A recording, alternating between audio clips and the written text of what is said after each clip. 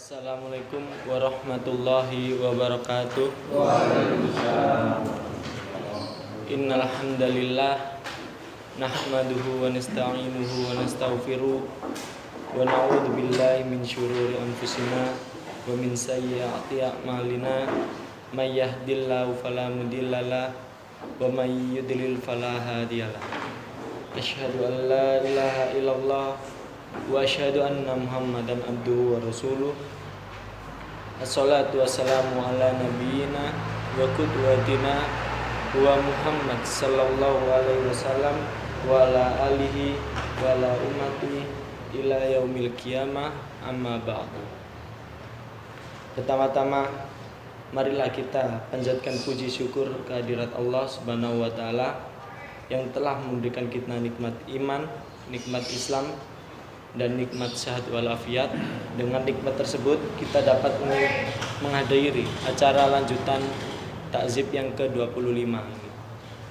Tak lupa salawat serta salam kita junjung kepada Nabi besar sallallahu alaihi wasallam yang telah memberi kita petunjuk dengan adanya agama yang benar ini. Selanjutnya saya akan membacakan susunan acara. Yang pertama pembukaan, yang kedua problematika dan solusinya yang akan disampaikan oleh Ustadz Abdul Hayy. Langsung saja kita buka acara ta'dzib yang ke-25 pada pagi hari ini dengan bacaan ta'awudz dan basmalah.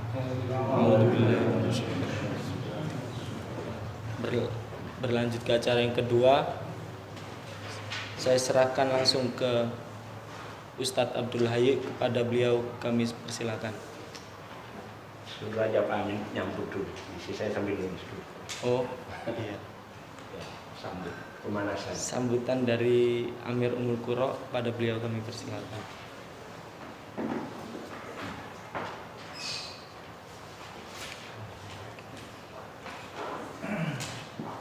Assalamualaikum warahmatullahi wabarakatuh. Waalaikumsalam.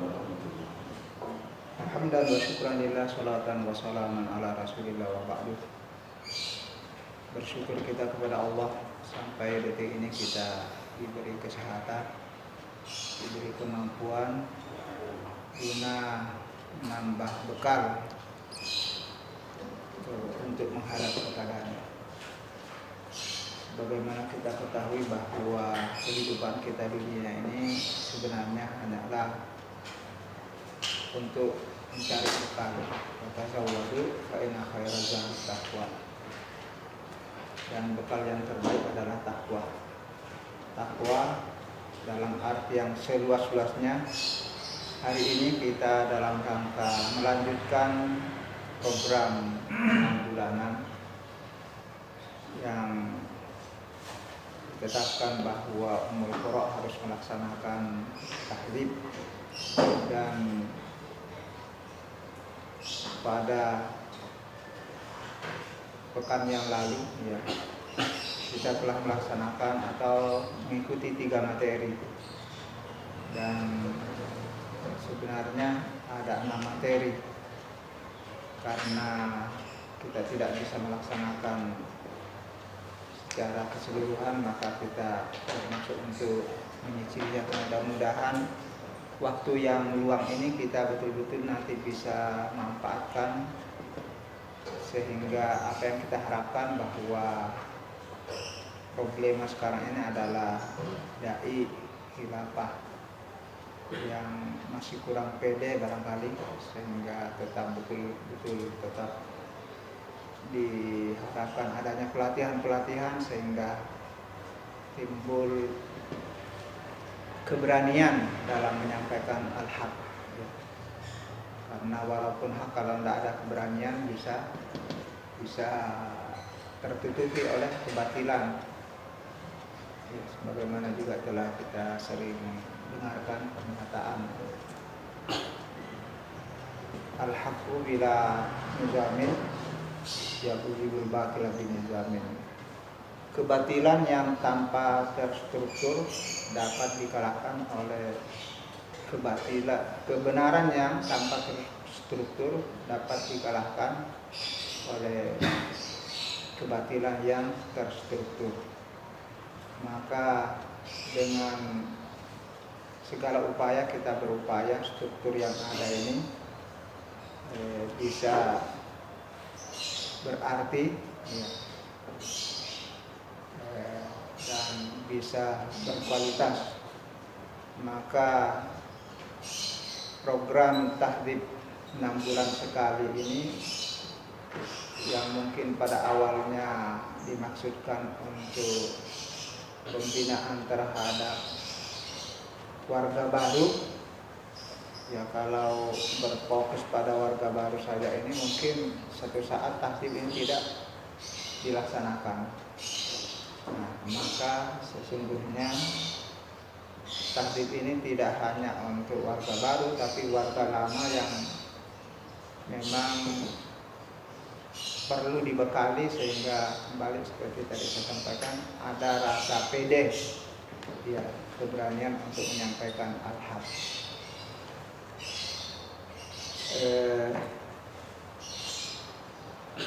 Saya sampaikan jazakumullah khairan katsira atas perhatiannya, dan mudah-mudahan kita semua nanti bisa tampil melatih diri, ya. Mumpung masih dalam kondisi latihan ini, maka tidak usah sungkan-sungkan nanti. Ya, apalagi tempat kita ini sudah berubah menjadi masjid yang sesungguhnya sudah diharapkan semuanya bisa tampil di sini untuk menyampaikan khutbah. Ya, jadi tidak terbatas pada yang sudah-sudah saja, tapi generasi baru ini diharapkan. Maka sekali lagi saya sampaikan bahwa nanti jika ditunjuk untuk tampil, tidak usah sungkan-sungkan, sehingga dengan kekeliruan atau kesalahan yang terjadi nanti bisa dapat koreksi, sehingga dengan pengalaman ini nanti diharapkan yang salah-salah tidak diulangi lagi. Ya, jadi tidak mengampah salah di sini, untuk betul-betul memberi pengalaman sehingga kedepannya tidak tampil dengan kesalahan lagi. Demikian mungkin dari saya. Saya akhiri. Assalamualaikum warahmatullahi wabarakatuh. Jazakallah khairan katsiran pada Amir Umakuro. Selanjutnya bisa lanjut, Pak. Iya. Selanjutnya acara apa, materi problematika dan solusinya yang akan disampaikan oleh Ustadz Abdul Wahid. Pada beliau kami persilakan. Syukran. Assalamualaikum warahmatullahi wabarakatuh. Alhamdulillahi rabbil alamin. Allahumma salli wa sallim ala sayyidina Muhammadin wa ala alihi washabbihi ajma'in.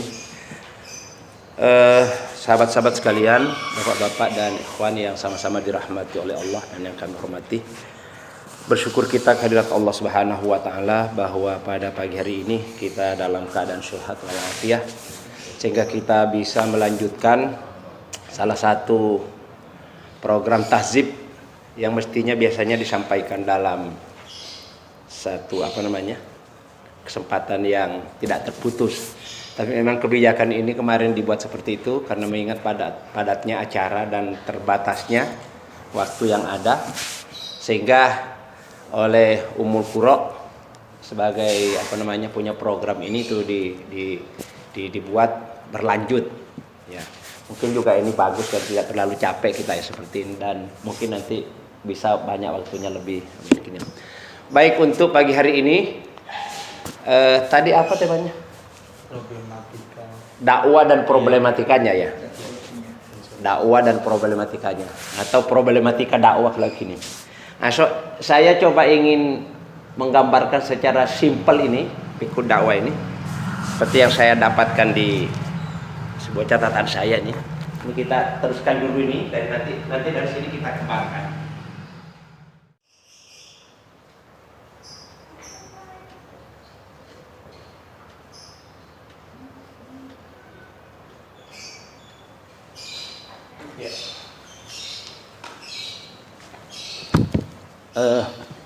Baik, ini nanti kita dari sini berangkatnya pembahasan kita tentang teorinya. Jadi waktu ini dibagi dua. Kita akan pertama mempelajari teorinya atau keilmuannya. Kemudian nanti mungkin waktunya paling banyak nanti digunakan untuk praktek. Ya. Kalau kita berbicara tentang dakwah, kira-kira yang tergambar di pikiran kita apa, Pak Samsul? Ya, ini umum ya. Umum ya itu drama itu. Umumnya ya. Ya Pak Santoso ya. Kalau kita katakan bicara ada kegiatan dakwah, yang tergambar di pikiran kita itu umumnya kata Pak Samsul ceramah. Iya. Ya. Ceramah. Ceramah itu bahasa Arabnya tausiyah atau khotbah. Khotbah tausiyah itu sama artinya. Ya. Taujih. Kalau taujih itu pengarahan. Ya. Taujih, tausiyah, khotbah, ya, mau'idhah itu kan mirip-mirip hanya istilahnya ya. Jadi umumnya kalau kita bicara tentang dakwah itu biasanya tergambar adalah ceramah. Karena memang mengajak orang itu biasa paling banyak dilakukan dengan komunikasi. Ya dengan pakai bahasa ya, bahasa lesan, bahasa komunikasi. Itu dakwah. Kalau kita sebetulnya dakwah ini kan tugas paling mulia. Tugas yang paling mulia di antara tugas-tugas peribadatan kita itu dakwah. Karena dakwah ini kan istilahnya tugas Nabi. Tugas Nabi. Jadi kalau Pak Samsul saya misalnya kita menyampaikan itu sama, makanya dikatakan itu warasatul anbiya, itu tugas Nabi. Dan kalau dakwah mandek melempem, pasti umat akan jadi bodoh. Umat jadi bodoh, umat skalanya tidak terpimpin, tidak bersatu itu kalau tidak ada dakwah. Jadi sebetulnya ini punya siapa tadi? Punyanya mau acara ya. Jadi dakwah. Makanya kalau kita kemarin gambarkan dari sumuliatul Islam itu dakwah itu masuk di mana? Ya, di sebelah mana? Dakwah dan jihad. Kan sumuliat itu kan ada asas, ada bina, ada muayyadah. Muayyadah itu pendukung, penunjang, penopang, penolong. Pokoknya kalau tidak ada dakwah ya umat ini jadi terombang-ambing, bodoh, jadi sasaran empuknya kaum-kaum terutama Yahudi dan Nasoro itu kalau tidak ada dakwah ya. Jadi ya pasti bodoh. Nah, dakwah itu biasanya ada orang yang mengatakan dakwah itu hukumnya fardu kifayah, ada juga orang berpendapat enggak, dakwah itu fardu ain. Ya. Ya. Apa bedanya fardu kifayah dengan fardu ain? Fardu ain itu wajib hukumnya kalau nggak dikerjakan. Nah, kalau fardu kifayah? Kalau dikerjakan nggak pahala. Saya gini, sholat jenazah itu fardu apa? Kifayah. Kalau sholat wajib 5 waktu? Fardu ain. Apa bedanya? Fardu kifayah ada yang mengerjakan, yang lainnya gugur. Nah, kalau fardu kifayah itu kalau ada sebagian umat Islam melakukan itu, maka yang lainnya itu sudah gugur dari dosa. Contohnya, kalau ada orang jenazah sudah ada yang nyolatkan, walaupun kita tidak ikut sholat semua itu nggak berdosa. Tapi kalau fardu ain itu istilahnya kepada masing-masing pribadi. Sampai nggak sholat ya dosa, nggak mungkin saya yang nanggung dosanya gitu. Jadi enggak orang lain juga Agak, iya. Itu makanya para ulama itu membeda. Fardu itu dibagi dua. Ada fardu kifayah, ada fardu ain. Nah, dakwah ini pendapat ulama, ada yang mengatakan fardu ain, ada juga yang berpendapat fardu kifayah. Ya, dua-duanya sebetulnya bisa diterima. Ya. Yang mengatakan fardu ain itu ada hadis Nabi, balighu anni walau ayah. Itu kan menyeluruh itu. Sampaikan ajaran daripada aku, katakan Al-Qur'an itu, ya kita sampaikan walaupun satu ayat. Wal asri misalnya itu, demi waktu itu sampaikan, itu sedaya. Walaupun nggak baca konteksnya langsung. Iya, ya dakwah itu jadi gitu. Terus kalau yang mengatakan fardu kifayah itu di surat Ali Imran ayat 110 kalau tidak salah itu. Wal takum minkum ummatun yad'una ilal khair wa ya'muruna bil ma'ruf. Nah, itu yang dijadikan bahwa dakwah itu termasuk fardu kifayah. Wal takum minkum, hendaklah ada di antara kalian, minkum sebahagian, minkum dia sebagian di antara kalian, ada una ilal khair wa ya'murun, selalu mengajak kebaikan. Ini dua-duanya. Tapi kalau menurut saya bagus kalau kita jadikan fardu ain. Jadi kita sama-sama punya tanggung jawab, nggak ngandal-ngandalkan gitu loh. Nanti kalau ngandalkan itu tapi diketawain, Pak. Hah? Saya pernah gini. Jadi kalau itu gak dakwah, ngaji gak iso ngandal. Makanya kan Mas Tato tuh. Iya, Mas ada Tato yang bilang gitu, ngaji peledotan tugas dakwah ya. Iya, Mas Tato tuh. Dakwah itu kita tidak dituntut harus ya. Jadi kalau kelas kita ini baru kita ngajarin anak TK ya, jangan ngajarin anak SD lah gitu nanti ya, gitu loh. Terus ya, Mas Tato tuh itu. Sampai tingkatannya masih guru SD, mau ngajarin mahasiswa yuk. Ya, gitu nanti. Itu dakwah. Tapi tetap dakwah. Sekurang-kurangnya di lingkungan keluarga kita. Jadi kalau kita berbicara tentang ada kata-kata dakwah, yang tergambar di pikiran kita dakwah apa? Apa kira-kira? Mengajak. Ya. Dakwah itu kan sebenarnya mengajak manusia menuju jalan Allah agar selamat, bahagia di dunia dan akhirat. Itu tujuannya itu ya. Iya. Maksud. Jadi kalau kita berbicara tentang dakwah itu pasti tidak lepas dari dai. Penyampai. Iya, dai artinya apa dai? Penyampai. Iya, penyampai. Tukang ngajak. Al-mad'u. Mad'u apa? Orang yang diajak. Terus pasti ada al-maddah. Materi. Ya kan? Ada wasail.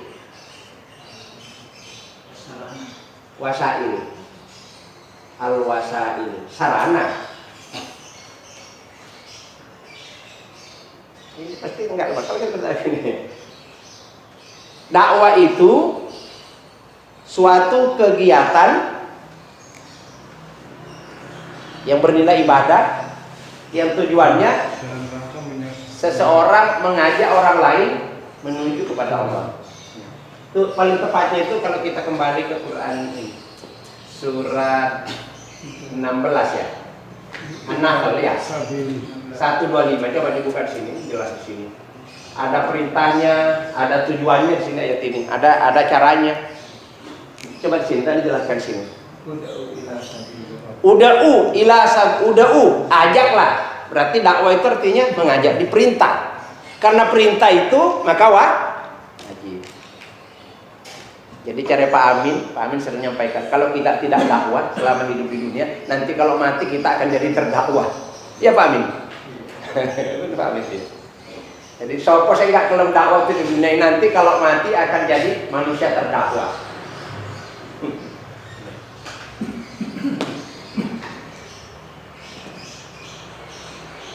Dakwah, mengajak. Terus apa lagi semuanya? Uda'u ila sabili rabbik. Bukan sembarang ngajak ini. Jadi kalau ada ngajak bertentangan itu bukan dakwah. Jadi dakwah itu ila sabili rabbik. Ngajak orang, manusia itu ila sabili rabbik untuk mengikuti jalan Allah. Sabili rabbik itu bisa berarti Al-Qur'an, As-Sunnah, bisa juga ya sistem ajaran Islam itu juga sabili rabbik. Lihat konteksnya. Iya. Manhaj ya. Syariat mengajak manusia untuk melaksanakan syariat ajaran Allah itu ya. Hidup melalui tatanan Islam, sistem manhaj Islam, itu namanya itu dakwah di situ. Sabili Rabbi kita artinya. Apalagi sambungannya? Nah, itu caranya itu. Ya. Bagaimana caranya ini? Jadi kalau apa itu dakwah? Dakwah itu artinya mengajar. Bagaimana hukumnya? Wajib karena perintah. Siapa yang disuruh berdakwah? Orang beriman. Orang beriman. Ya kita semua ini. Siapa yang diajak? Semuanya.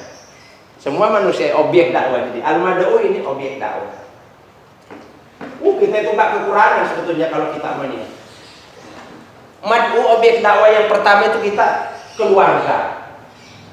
Ini juga kita kadang-kadang masih banyak kelemahannya di sini, termasuk saya. Keluarga ini, istri, anak. Saya tahu. Sini dulu kita. Saya tahu kelemahan masing-masing. Tiap hari ada orang tabligh Pak Soto ke rumah. Sampai kok dakwah jauh-jauh itu. Sudah bagus sekali itu kan keluarga sampai tetangga gitu. Itu nanti ditanya loh oleh Allah itu. Sopo kok kenapa kok dari Medan sampai jauh ke sini? Oh dakwah itu kan kata Nabi itu wa'mur ahlaka. Keluargamu dulu. Keluarga ini, objeknya ini. Terus kalau keluar sedikit, siapa kalau selain keluarga? Sahabat. Objek semua. Terus siapa lagi? Tetangga. Siapa lagi? Tetangga. Masyarakat. Kalau kita kerja di tempat kerja gitu, teman apa namanya dia? Ya, teman kerja. Teman bisnis. Iya, udah ya. Siapa lagi? Itu objek dakwah semua itu. Sampai di mana? Sampai kerja di mana? Sampai kerja apa? Pasti ada temannya. Itu coba. Pernahkah kita ajak itu? Kalau kita sudah pernah ngajak sekali dua kali tidak ikut, insya Allah nanti besok nggak ditanya kita di akhirat. Tapi kalau nggak pernah diajak, besok mau masuk surga Pak Anwar, sampai misalnya bertemu Pak Anwar, mau masuk surga dia, sampai datang, Pak Anwar, sampai dulu kan berteman dengan saya, sampai itu kok menemukan jalan yang benar, aku kok tadi ajak. Ya apa nih Pak Malaikat, sampai lapor, mana nih Pak Malaikat Pak Nur ini, kok mentolo ini loh, aku dulu hidup dan nggak tahu diajak ini, pernah tahu ada jalan surga. Akhirnya mau masuk surga, dipending. Di cancel.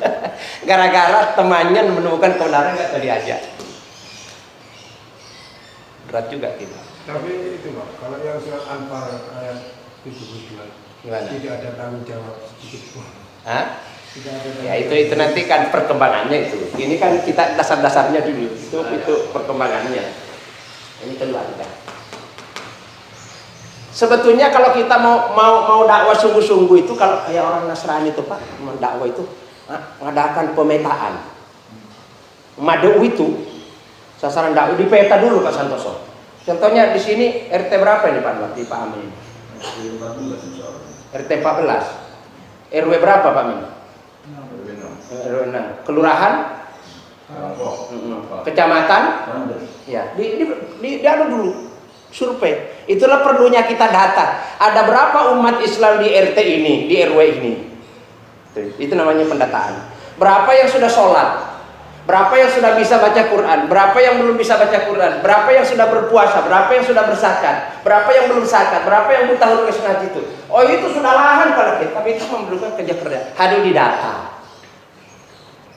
Maka kerjasama kita dengan RT-nya. Oh, kalau mau kerja sungguh-sungguh ini loh yo, begitu. Orang Kristen itu begitu itu makanya berhasil dakwahnya cepat. Didata, punya peta. Di RT ini, di peta dulu di RT. Coba kita nggak begitu.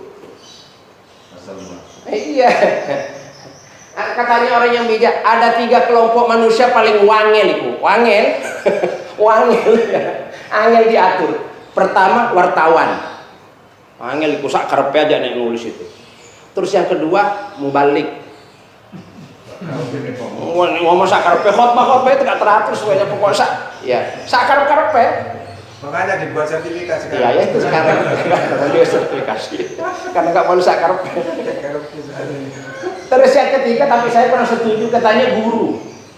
Guru juga itu kadang-kadang masuk kelas seenaknya, nggak membuat persiapan, langsung main tancap, mentang-mentang sudah jadi guru puluhan tahun. Contohnya kayak Pak Ayu itu. Padahal itu guru amatiran itu. Kalau ada guru masuk kelas nggak buat persiapan, guru amatiran itu. Sama dengan dai, nggak mempersiapkan dulu itu dai amatiran. Termasuk saya ini masih dai amatiran ini. Ya. Jadi kita kesana. Jadi ini madu ini. Jadi kalau kita katakan ada problem nggak dengan madu ini? Problema dakwah. Madunya saja ini ada problem nggak? Madu-madu kita yang ada mulai dari lingkungan keluarga kita, tetangga kita, sahabat kita, keluar teman kerja kita ini, masyarakat kita di lingkungan RT, RW itu ada problem nggak? Nah ini sasaran. Siapa yang harus memperbaiki ini? Orangnya sendiri. Nah kalau kita biarkan, besok tanggung jawabnya kita, konsekuensi. Itu dia bahasa itu. Bahasa watawalla itu Rasulullah. Iya. Ada orang buta datang terus Nabi. Iya. Sebetulnya Nabi bukan nggak memperhatikan itu. Jadi dia waktu itu ada yang orang-orang yang status sosialnya itu perhatikan Nabi. Jadi seolah-olah Nabi itu kayak nyepelehkan orang yang buta ini. Tentu ayat itu. Seolah-olah Muhammad nggak boleh koyok ngono, pokoknya orang-orang penting kamu perhatikan orang lain. Kita juga kadang-kadang kan begitu. Iya, Maka turun itu abasa wa tawalla ya Muhammad. Nabi abasa itu kan bermuka masam, kok koyok rodok mangkel gitu loh ya. Ngomong disekat di motor. Ini jadi banyak ini. Terus kalau kita dalam perjalanan itu di atas bis, di stasiun kereta api, di tempat di di bandara, di pelabuhan, kita kan duduk dulu itu. Nanti kita turun itu, kalau bisa itu dimanfaatkan. Sekarang diganggu dengan HP. Ya, itu. Ya, karena kita tidak gerak, akhirnya kalah kita dengan HP semua. Sudah, kalau sudah gini. Tapi sebetulnya sekarang HP itu kita jadikan istilahnya, manfaatkan untuk sebaliknya. Untuk positif kan tergantung orang memanfaatkan. Paham ya? Ini madu. Makanya tadi saya katakan sama tam-tam, sebetulnya sampai ngapain itu keluar jauh-jauh itu? Sampai itu keluarga tetangga masih banyak yang nggak sholat atau sudah ini belum bisa baca Quran, itu kan ya. Tapi dia berkatakan, kita kan juga tuanya kan berlatih Pak. Maksudnya, ya kan sewaktu-waktu kita nanti kan anak, istri, rumah yang kita cintai kan bagaimanapun nanti kita akan berpisah. Jadi kalau kita tinggalkan beberapa hari kan untuk latihan itu ya, mengurangi rasa cinta kita kepada anak, kepada keluarga, kepada gitu. Ya dipikir-pikir ya betul juga kalau dilihat dari sisi itu ya. Ya berlatih. Terus kita kalau sendiri kadang-kadang itu nggak bisa tanya, tapi kalau bareng-bareng kita misalnya ini ada yang mengingatkan, berarti pentingnya berjamaah. Itu orang tabligh bilang begitu. Makanya dia keluar urut-urut gitu loh. Ajak sholat kok gitu. Ajak sholat. Cuman kalau dia orang yang jauh-jauh saya diajak, tetangganya nggak diajak lah itu nanti. Madu, dainya ini kira-kira apa problem yang bisa muncul di madu? Dainya ini.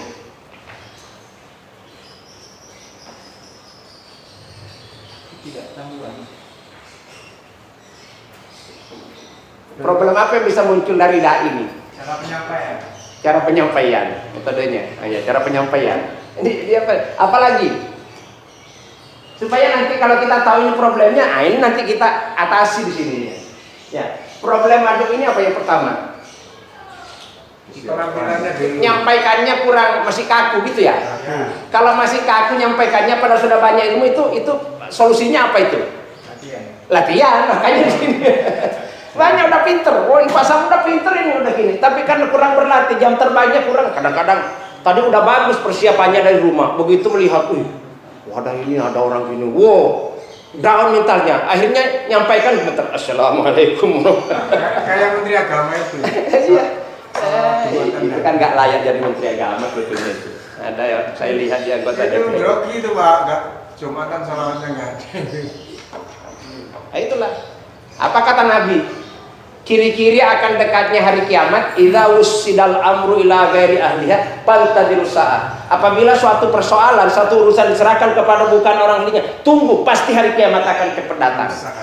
Minimal kiamat kecil. Kiamat kecil itu kalau terjadi kerusakan di sekitar kita, itu kiamat kecil. Apa tadi Pak Wami? Apa? Problemnya dai? Demam panggung. demam panggung. Tulis. Demam panggung. Apalagi kira-kira Mas Samsul? Persiapan. Enggak menguasai persiapan, ya. Berarti apa nih? Kurang banyak baca, kurang banyak mendengar. Ilmu itu akan masuk ke dalam diri kita itu pertama harus banyak baca. Enggak ada kesempatan membaca, banyak dengar. Enggak kesempatan banyak dengar, banyak bertanya.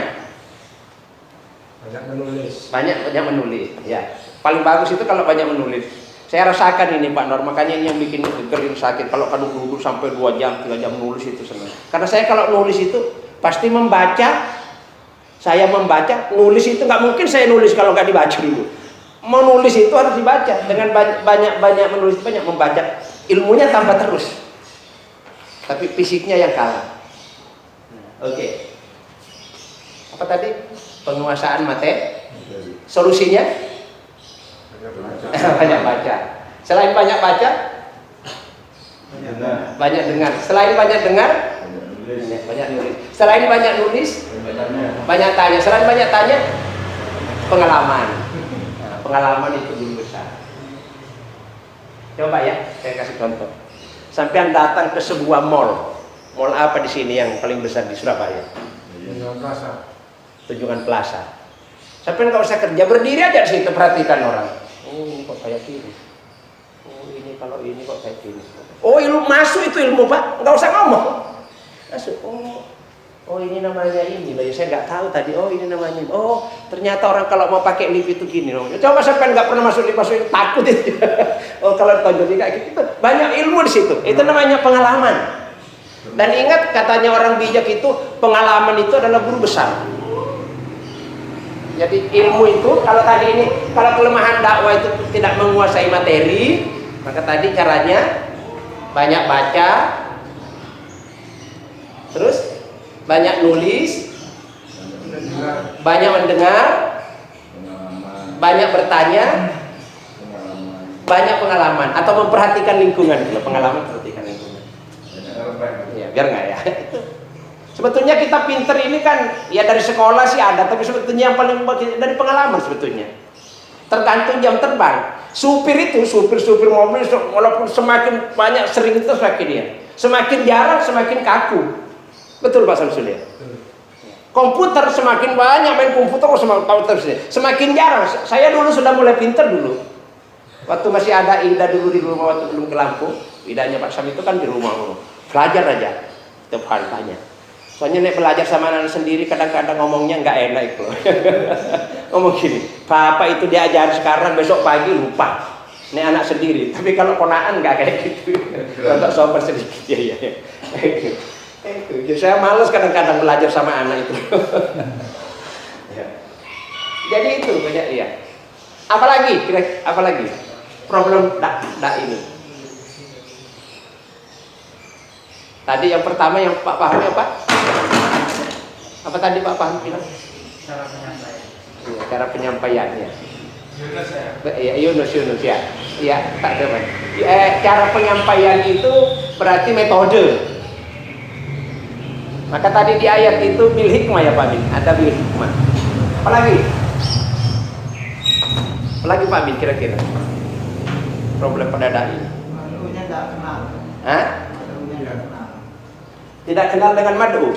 Iya. Kalau tidak kenal madu itu, maka sebelum main itu harus mengenalkan diri dulu. Jangan langsung tancap. Nah, jadi kalau kita bisa, atau pembawa acara itu pentingnya, itu kan diperkenalkan dulu. Bapak-bapak, ibu sekalian, ini kita kedatangan tamu dari jauh. Namanya Kiai Haji Muhammad Santoso. Apa namanya? Amin. Muhammad Santoso ini adalah teman yang banyak bergelut di bidang ini, ya. Tapi dia juga alhamdulillah bisa gini, lahir tanggal sekian ini dengan ini ya. Punya istri baru 1, umpamanya gitu Pak, penting. Terus anaknya sudah sekian, pekerjaannya gini ya.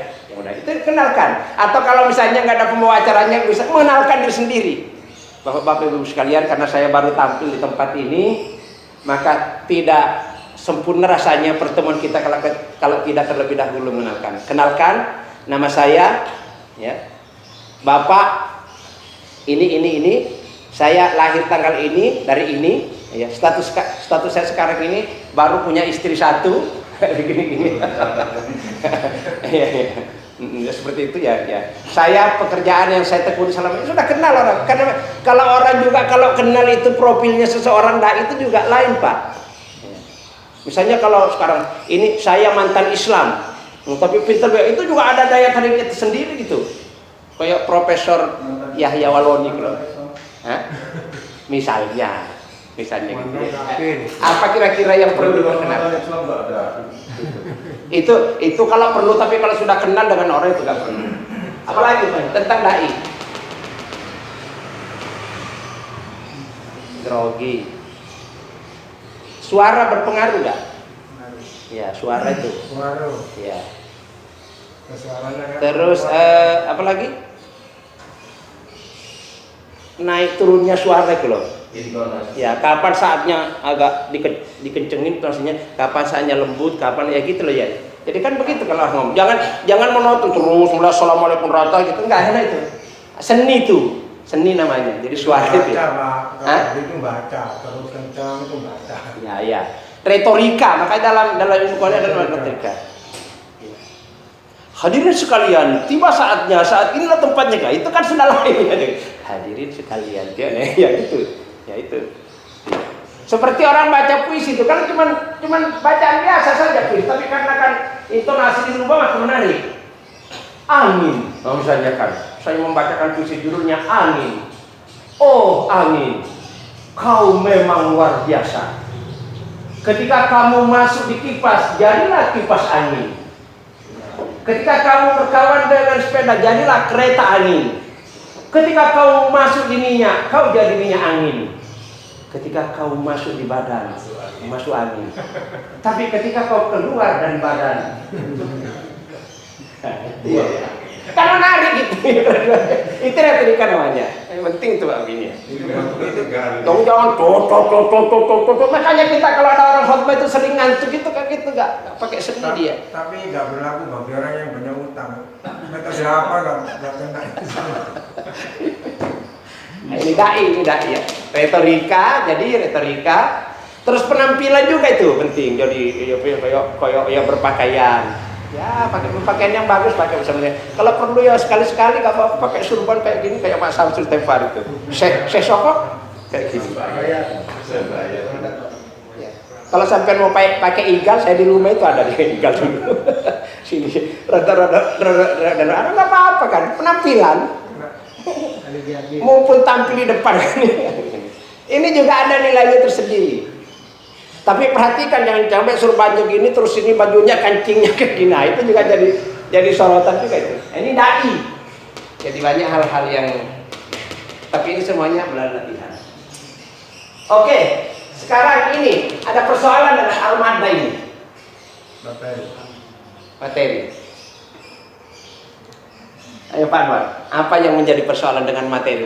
Kita ini karena Khilafatul Muslimin ini sebetulnya kalau kita mau kita rangkum semua kegiatannya itu, yang paling menonjol kegiatan di Khilafatul Muslimin adalah dakwah sebetulnya. Karena taklim itu kan bagian dari dakwah itu taklim. Taklim tarbiyah itu bagian dari dakwah. Taklim, tarbiyah, tabligh, menyebarkan maklumat, mengadakan syiar sepeda motor, apa lagi? Jalan sini dakwah semua itu. Dakwah apa kira-kira Mas Santo? Kalau kita naik sepeda motor bawa bendera, dakwah apa itu? Dakwah bilhal. Kalau menyebarkan maklumat, enggak, bukan dakwah bilhal itu. Dakwah bil kitabah, dakwah melalui tulisan, nulis buku, dakwah bil kitabah. Seandainya kita mampu sebetulnya nulis buku itu paling bagus karena bisa tahan lama dibaca. Kalau taklim itu tausiah sama taklim apa bedanya Pak Samsul? Tausiah itu kan nggak pakai ini, hanya sekedar komunikasi verbal. Kalau taklim itu kan pakai peranan. Ya, kalau tausiah itu komunikasi searah satu aja kita, seperti kayak khutbah Jumat itu. Dan biasanya tausiah itu nggak boleh panjang. Jadi paling-paling kalau tausiah itu yang perlu disampaikan pertanyaannya apa, kenapa, bagaimana? Ini aja. 3 ini sudah panjang ini khutbahnya yang sampaikan. Apa itu sholat? Ya kan sudah aja. Kenapa kita harus sholat? Atau kenapa banyak orang sudah sholat tapi sholatnya nggak benar?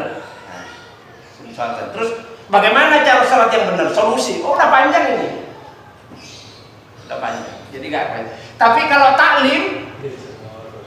taklim itu Pak, seperti kita di taklim itu jangan pindah dulu temanya kalau nggak tuntas pembahasannya. Ya Pak Anwar ya? Enggak, kalau tidak tuntas. Misalnya kita membahas tentang apa sekarang yang kita bahas? Sekarang pembahasan dalam taklim kita ini apa Pak materinya? Sumuliatul Islam ya. Sumuliatul Islam terus ditarik ke bawah, asasul Islam. Asasul Islam dikembangkan lagi, masuk rukun iman. Rukun iman dikembangkan lagi, iman kepada Al-Quran. Nah, iman kepada Al-Quran itu kemarin ada berapa subnya Pak Anwar? 9. Berarti Pak Anwar gak dibaca. Ada berapa Pak Samsul?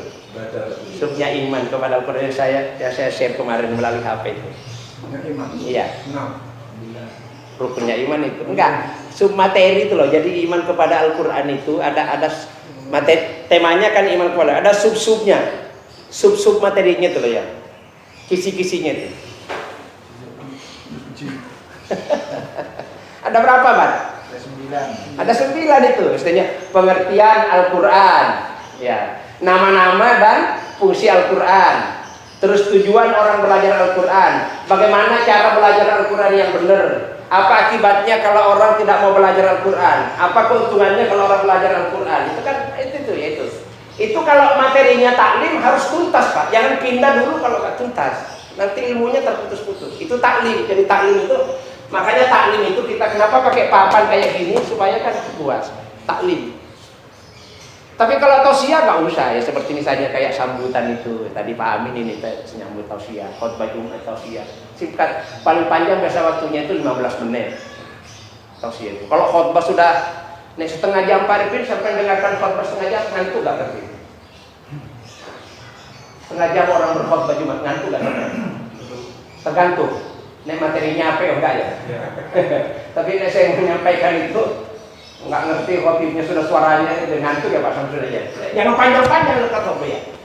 Di mata. Jadi materi. Jadi materi taklim itu dengan materi tausiah lain. Kalau materi tausiah itu simpel, singkat, sesingkat mungkin.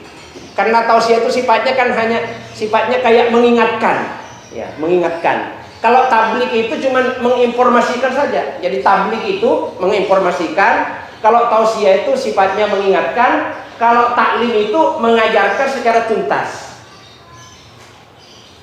Lah kita nek ngaji dari kemasulan itu namanya apa? Tausiah apa taklim? Taklim. Makanya saya sering katakan sama teman, kalau taklim itu saya sering sampaikan di Pacet, sediakan ini. Sediakan media. Apa namanya? Di papan tulis ini apa namanya? Wasail. Coba tak tanya Khalid, lain nggak Lik? Kalau kita menyampaikan taklim pakai papan ditulis materi-materi yang langsung disampaikan, lain nggak daya tangkapnya kita? Lain. Lebih mana? Lebih bagus mana? Ya apa nih kan ini media taklim. Taklim itu butuh media. Kalau tausiah nggak perlu. Sampai mau berkhotbah bawa laptop di sini tuh bukan gopo, malah tambah nggak mari-mari nanti khotbahnya. Tapi kalau taklim kalau kita kayak gini, ini paling gampang itu papan tulis, gampang hapus tulis itu. Oke. Materi ini ya kalau kita meneruskan materi dan nanti ini praktekkan coba perbaiki. Materi ini misalnya apa materi itu kan banyak, itu di silabus itu sudah luar biasa itu. Gak kehabisan. Mau disampaikan sampai 10 tahun juga kita ngaji taklim nggak habis-habis itu materi yang di buku panduan sederhana. Kalau dikembangkan itu ya. Cuman kalau dibaca sepintas kayaknya ya.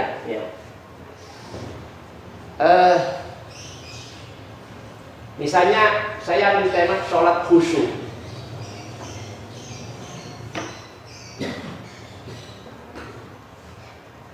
Sholat khusyuk. Supaya menarik itu kita bahas ini caranya ya, supaya menarik. Ya. Maka kita yang mau menyampaikan ke Pak Samsul, misalnya Pak Samsul, saya menyampaikan sekarang materinya sholat khusyuk. Lah, katanya, apa yang mendorong sampai menyampaikan khusyuk ini? Apa yang melatar belakangi? Problema apa yang sampai alami sendiri atau sadari kok sampai memilih tema ini?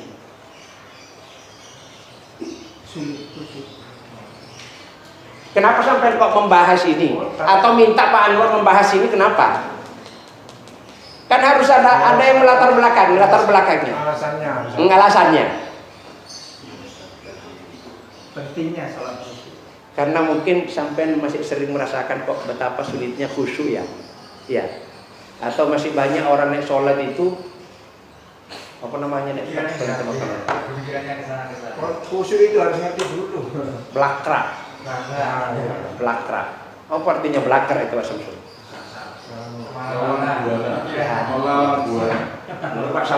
Menurut Pak Samsul aku nek sholat Pak masih sering blakrak. Orang lain juga begitu banyak. Ya. Terus gerakannya juga belum bacaannya kan tetap tidak ada tumaninahnya nih. Itu kita lihat maka wah ini penting ini diangkat tema ini. Jadi kalau kita mau membahas tema itu jangan langsung main tancap, itu harus ada yang melatar belakangi. Maka kalau kita susun materinya, pertama susun satu perlu latar belakang. Latar belakang pembahasannya ya. Sudah ketemu itu nanti. Sekarang saya membahas kepemimpinan al-imamah. Kenapa sampai kau memilih tema itu? Ini pasti banyak problem dengan urusan ini. Rata-rata di belahan dunia ini umat Islam tidak terpimpin, gak karu-karuan ini. Ada yang sudah punya pemimpin tapi pemimpinnya sistem kayak gini begini. Maka perlu kita bahas itu untuk meluruskan latar belakang. Ya. Kalau sudah jelas latar belakangnya, sudah jelas bisa nanti sini satu dia dua supaya gampang gitu. Tiga. Gak usah banyak-banyak teman. Atau ditulis secara nggak pakai item-item aja itu tapi itu kita ya latar belakang. Kalau sudah tahu latar belakangnya, terus langkah kedua menyusun materi adalah perlu jelas tujuannya. Tujuan materi. Jadi tadi kan ini Pak Samsul temanya sholat khusyuk. Tujuan sampai tujuannya membahas materi ini apa tujuannya ini? Maka latar belakang sama tujuan itu sebetulnya saya ingin mengkait. Apa tujuannya sampai kok membahas sholat khusyuk ini? Tujuannya agar pelaksanaan sholat itu bisa fokus. Ya, biar fokus. Agar yang sering belakrak tadi itu tidak belakrak lagi gitu ya. Ada yang sholatnya tidak tumaknina cepet-cepetan bisa tumaknina lagi. Agar gerakan-gerakan sholatnya yang kadang nggak tahu itu sujudnya, rukuknya, baca ini jelas semua itu. Itu tujuannya begini tadi. Diuraikan sini. Tujuan. Ini kan ya. Ya, 1, 2, 3. Ini kalau meluruskan materi sendiri. Kalau tidak seperti ini nanti kacau. Wong saya aja kadang-kadang sudah merumuskan kayak gini itu sering. Bias ya Pak. Bias. Kan sering kita kalau asik ngomong itu tadi materinya ini. Terus gini, terus berbunga. Akhirnya belok dari gini. Maka penting catatan itu, penting kita bawa catatan itu kan mengarahkan. Atau kalau perlu kalau taklim itu langsung ditulis di sini. Yang kita mau sampaikan langsung ditulis. Maka setelah latar belakang, kemudian tujuan materi, nanti prakteknya, apalagi Pak Min? Kira-kira Pak Min? Perlu dibuat hiwar. Apa hiwar itu? Bukan. Kayak pertanyaan-pertanyaan itu loh. Rumusan masalah. Ya. Rumusan masalah. Rumusan masalah ini tujuan-tujuan yang kita bahas di sini dibuat pertanyaan. Dibuat pertanyaan itu lebih mengarahkan. Itu kalau buat masa buat dakwah. Enggak, ini kan kita untuk kita saja. Kan mengarahkan. Oh, itu taklim. Iya, kita taklim. Ini taklim. Kalau dakwah jangan. Ini taklimnya saya dengar. Kalau tausiah tadi cukup ini aja ini. Iya. Iya. Kalau ini kepanjangan Iya, ini kan kalau taklim kan berlanjut. Iya Pak Nur, berlanjut kan enggak masa sekali kita taklim selesai materi itu enggak bisa. Karena taklim itu kan materinya sambung menyambung. Kalau tidak sambung menyambung terputus nanti ya enggak selesai taklim. Ya. Hiwar, dibuat hiwar. Jadi kalau sholat khusyuk ini misalnya temanya sholat khusyuk, kira-kira apa pertanyaan di sini yang tepat ini untuk membahas ini? Yang dibuat pertanyaan, coba. Definisi khusyuk. Ya, definisi khusyuk. Yang dikatakan khusyuk itu kayak apa?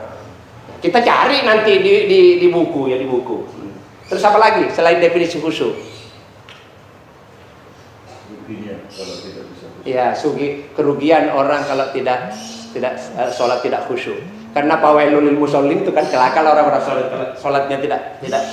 Apalagi? Ya, keuntungan orang-orang yang sholatnya khusyuk. Orang kalau sholatnya khusyuk pasti baik perbaikannya. Itulah ayatnya itulah. Inna sholata tanha anil fahsya. Sesungguhnya sholat itu akan mampu mencegah para pelakunya dari perbuatan keji, perbuatan mungkar. Kenapa banyak orang sholat tapi kosong baru keji berbuat? Itu karena tidak khusyuk. Itulah ya situ jadi ini iya. Jadi bisa seperti itu Santoso. Nanti masuk puasa lagi apa saja tentang iman kepada Allah, iman kepada Al-Qur'an kita. Sudah dalam pikiran kita sudah ini latar belakang, tujuan apa? Tujuan penyampaian materi. Kemudian hiwarnya ini dirumuskan. Rumusan kalau masalah banyak disampaikan boleh sampai 10 Panwar, tapi lihat juga waktunya. Tapi kalau nanti ini disambung. Dan justru kalau misalnya Pak menarik kita nyampaikan, dikatakan Bapak-bapak, Ibu-ibu mohon maaf karena kita terbatas dengan waktu. Saya hanya bisa menyampaikan 2 ini. Definisi sholat khusyuk dan langkah-langkah menuju sholat khusyuk. Adapun yang lainnya mudah-mudahan disambung pada waktu. Orang penasaran kan, nanti Pak Anwar lagi nih nanti ya. Iya, diundang lagi nanti gitu. Apalagi kalau sampean buat woro-woro. Apa woro-woro itu Pak Santoso? Dibuat ya, ditulis misalnya di HP itu dengan yang menarik itu kan, ada sekarang itu. Pakai tulisannya macam-macam. Hadirilah gitu ya. Hadirilah kegiatan taklim akan disampaikan oleh Profesor Dr. Muhammad Anwar Rois dari Bandung dengan mengambil tema pentingnya persatuan. Nah, gitu ya. Atau lebih keren lagi ya, bahaya perpecahan. Wah, itu orang kan tertarik. Ya. Nanti akan dibahas melalui gini-gini ya. Itu seperti itu. Dibuat woro-woronya. Jadi woro-woro itu kayak apa ya? Yang dorong gini ya. Bikin brosur. Brosur nggak usah bikin brosur sekarang, nggak laku. Masukkan di HP saja itu ya. Tapi diketik yang menarik Pak Yunus. Kalau diketik di WA kayak biasa itu kadang-kadang ya Pak Samsul males membacanya. Dibuat itu loh. Yang menarik warna-warni gitu ya. Undangan tulisannya merah. Ya. Diharap kehadirannya dalam acara taklim akan disampaikan oleh Profesor Dr. Anwar Rois, ditulis lagi lahirnya gitu. Ya.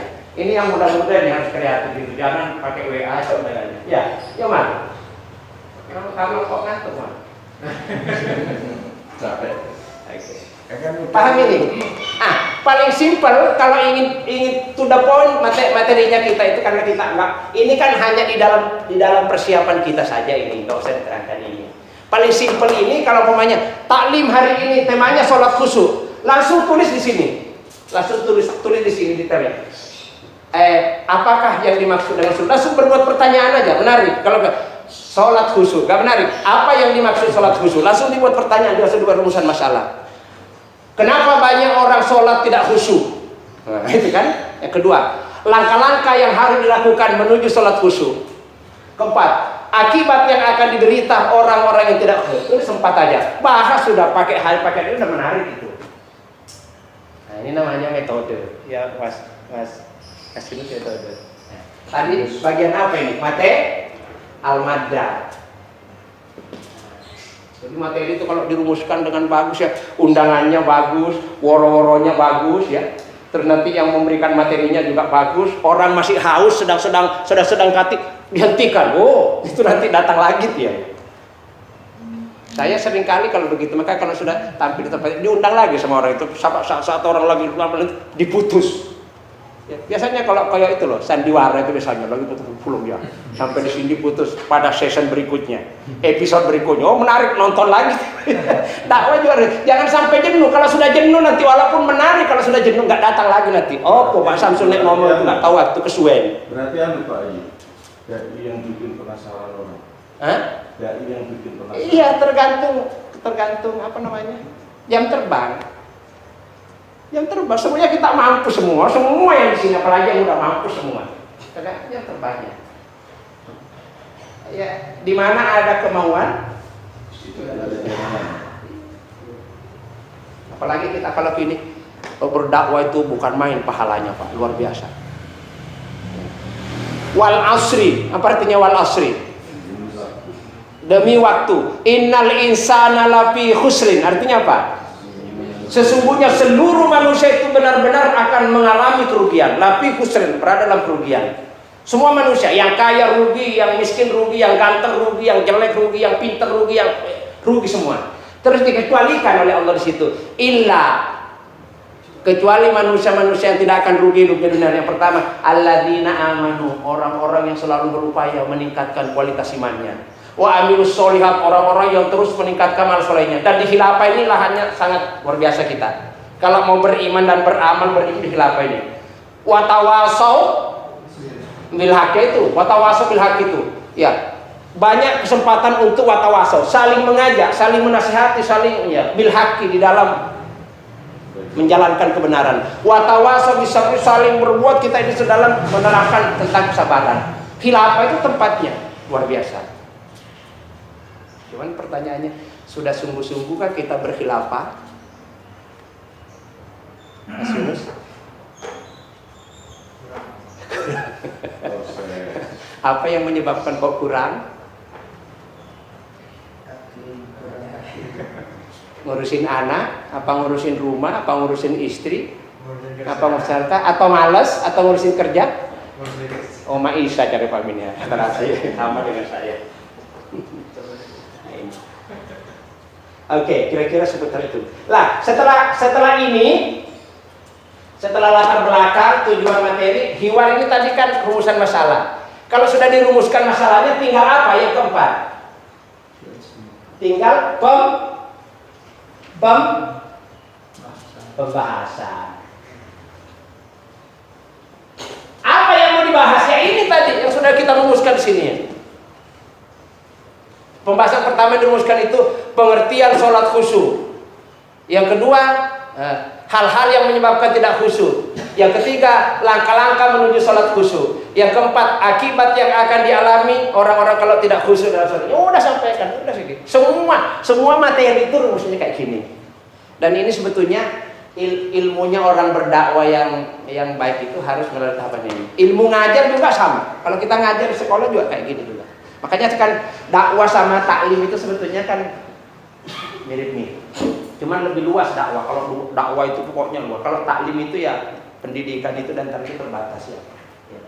Oke, sekarang yang terakhir. Nah, di sini. Ini dalam rangka fikih dakwah. Apa artinya fikih dakwah? Fikih itu artinya apa? Paham tentang dakwah. Apa istilahnya? Kalau di Indonesia kan apa nih? Fikih itu ya paham gitu. Ya paham. Fikih itu artinya pemahaman. Pemahaman. Fikih dakwah, pemahaman tentang dakwah.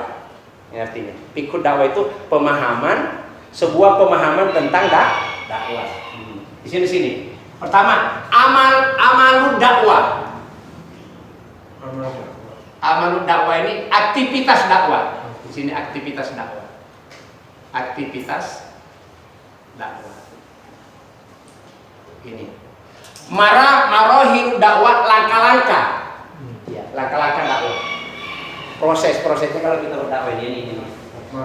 Ya, marhala itu tahapan ya, tahapan dakwah. Jadi dakwah itu kan tahap. Terus ahdafu dakwah, ahdam itu tujuan dakwah. Ini dicoba, ini ilmunya ya. Fikih itu kan sama dengan ilmu. Pemahaman. Terus amal itu ya, contoh-contoh amal dakwah, aktivitas kita dalam dakwah, ada yang namanya tabligh. Tabligh artinya apa tabligh? Menginformasikan. Itu tabligh namanya. Oh, besok akan ada taklim di tempat ini, nanti dimohon kadernya kayak enggak. Itu tabligh, itu menginformasi. Ya. Kalau taklim pembelajaran. Kalau tarbiyah, pendidikan. Kalau tahzib, pelatihan. Tahzib, tadrib itu sama ya. Takrim apa? Apa? Takrim apa? Takrim? Takrim itu apa? Enggak. Tahrim. Takrim. Tahrim itu apa? Menghormati. Ya, tahrim menghormati. Dan kadang-kadang juga diartikan berihram. Ya. Banyak maknanya itu ya. Jadi ini aktivitas dakwah itu bisa berbentuk tabligh, bisa berbentuk taklim, bisa berbentuk tarbiyah, bisa berbentuk tausiah, bisa berbentuk tadrib, bisa berbentuk tahzib, bisa berbentuk daurah. Daurah itu kayak penataran gitu ya. Jelas ya? Lihat di sini. Aktivitas dakwah yang nama tabligh ini disampaikan, tujuannya kita bertabligh dan menyampaikan taklim, ya. Langkah-langkahnya ini pertama, tahwilul jihalati ya, saya kasih arokat ya. Tahwilul jihalati ilal ma'rifati. Jadi tujuan tabligh apa namanya? Tabligh dan tak disampaikan itu, ya, tahapannya itu tahwil. Apa artinya tahwil? Merubah. Bukan membawa, merubah. Jadi kalau orang di dakwah itu tadinya nggak ngerti, sekarang disampaikan kan ngerti, kan berubah itu ya. Tadinya bodoh, sekarang jadi tahwil ya. Jadi tahwilul jihalati, merubah kebodohan atau ketidaktahuan. Tahwilul jahalati, merubah ketidaktahuan, merubah kebodohan ilal ma'rifati, kepada pemahaman atau pengertian. Tadinya ditanya, apa definisi Al-Quran? Al-Quran ya kono itu tulisan itu. Sekarang setelah mengikuti ta'lim, Al-Quran ialah firman Allah yang diturunkan kepada Nabi Muhammad dengan perantaraan malaikat Jibril. Ya, membacanya adalah ibadah. Ngerti dia? Kenapa dia ngerti? Karena sudah tahwil tahapannya. Jadi tahapan dakwah pertama itu tabligh, dan ini langkah-langkahnya, tahapan-tahapannya merubah kebodohan menjadi berilmu. Menjadi orang nggak ngerti jadi ngerti, kira-kira kapannya. Tahwilul jihalah, merubah ketidakmengertian kepada kepengertian, merubah ketidaktahuan menjadi pada kepemahaman. Ya, ini maksudnya. Ahdaf itu tujuan dakwah. Al-i'lam. Nah, apa artinya al-i'lam? Paham? Pengumuman. Ya, bukan al-i'lan kalau pengumuman. Ya, al-i'lamu mengetahui apa? Ya, terjadinya pengetahuan, wa tazwidul ilmi, dan bertambahnya ilmu. Jadi kalau orang itu selalu suka menghadiri kegiatan tabligh, menghadiri kegiatan tarbiyah, mengadakan madrasah murabbi, taklim, hadir terus. Tadinya nggak bodoh, lama-lama jadi pinter. Maka di sini saya himbau kalau ada kegiatan takdim itu pelatihan tentang pendidikan, termasuk kita sebulan sekali sekarang itu di Ummul Qura di sana, di sini nanti. Ini insya Allah Sabtu yang akan datang di sini. Jadi jangan cuma murabinya aja, bukan murabi, enggak. Semua itu warga laki-laki hadir, karena tujuannya ini loh. Al-i'lam. Kita akan tadinya nggak ngerti jadi ngerti kita kalau hadir di situ. Ini al-i'lam. Ya. Pengetahuan dan bertambahnya ilmu. Apalagi orang bertolabul ilmu itu, kata Nabi itu, kalau kita mati di tengah jalan, ditabrak sepeda motor misalnya, mati. Tujuannya niatnya cari ilmu, itu mati sakit itu. Masuk surga baru ini. Saking pentingnya itu. Di sini. Nah, terus yang kedua, berikutnya at-takwin. Apa Pak Min artinya takwin? Ya. Pembentukan. Iya, apa namanya ya? Jadi kalau tadi ini kan baru tahap tahu. Kalau sudah tahu itu, sudah mengamalkan itu, nanti akan terbentuknya kepribadian. Terbentuk kepribadiannya. Oh, ini tadi nyorok gini ya.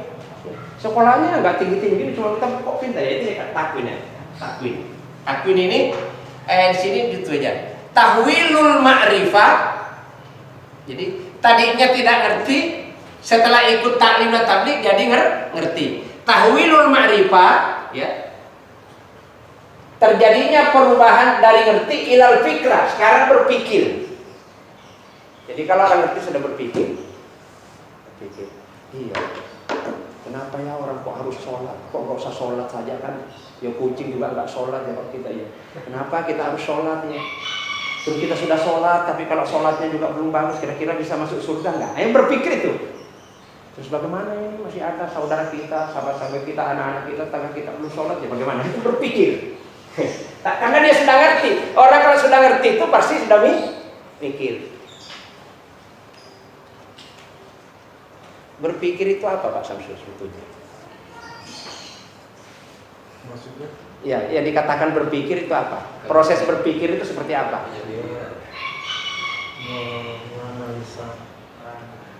Menganalisa satu keadaan. Ya, melalui merancang juga ya. Ya. Menganalisa suatu keadaan, kenapa jadi begini, kenapa bisa begini, itu ya berpikir ya. Ya. Terus ya, apalagi merangsang pikiran untuk melakukan tindakannya berpikir ya. Gampangannya begini. Orang yang berpikir itu orang yang selalu dalam dirinya selalu muncul tanda tanya. Berpikir itu. Berpikir itu ya bertanya dalam diri. Ya satu coba ya. Ya berkaitannya ada. Iya, jadi gampangannya nih. Orang yang berpikir itu orang yang selalu dalam dirinya selalu kalau melihat sesuatu selalu muncul pertanyaan. Ini papan tulis. Berapa ya? Berapa ya kira-kira harganya? Siapa yang membuat ya?